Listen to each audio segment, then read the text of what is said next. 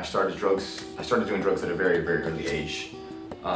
It was when I left LA and moved to Phoenix, Arizona. That's when I started doing drugs. And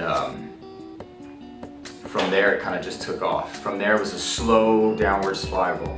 And I wasn't really aware of what was going on because I kind of just thought I was just being a regular teenager, kind of just doing what everyone else was doing. I was a follower.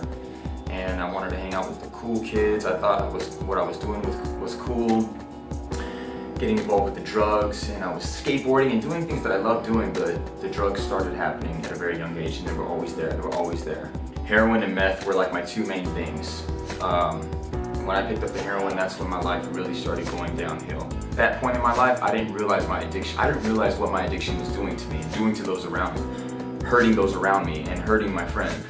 I ended up going to prison because I caught a possession of a controlled substance charge. I got caught with some stuff one day, and I also stole from somebody that was pretty dear to me. So when I went to prison, that's when I decided I needed to find a purpose in my life, that I needed to find some sort of direction, because the direction that I was on was leading me to nowhere. I was so sick of seeing my mom hurt, seeing my mom suffering. I was so sick of seeing my girlfriend suffering, and those around me suffering. And I had a child. My firstborn was my first child. His name is Kylan. He was born in January 23rd, 2016.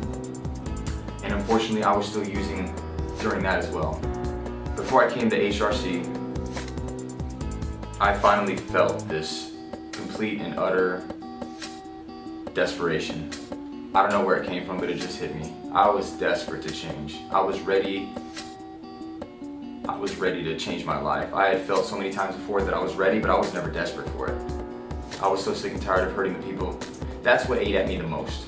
Hurting the people that cared about me the most and that supported me the most. I was ruining their lives. I was destroying their lives. I didn't know anything about rehabs. I didn't know even where to go Google any rehabs. I didn't know anything about it at all.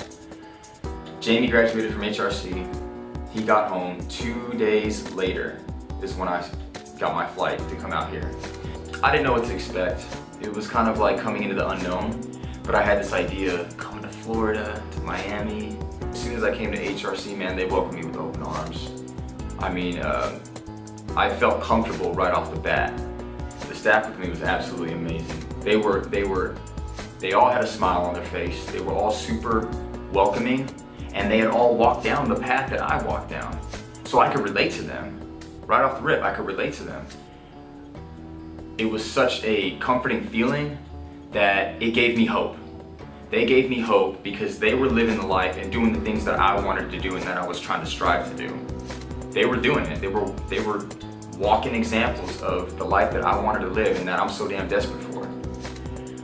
They gave me exactly what I needed and then some. I can't thank them enough. I can't thank them enough.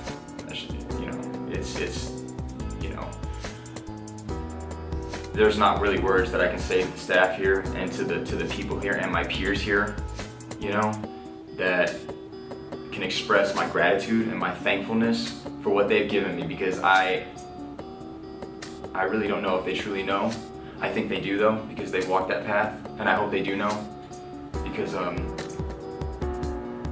got my life back. I'm just ready to start this thing. I'm ready to start living. L-I-V-I-N, living. I was in the zone.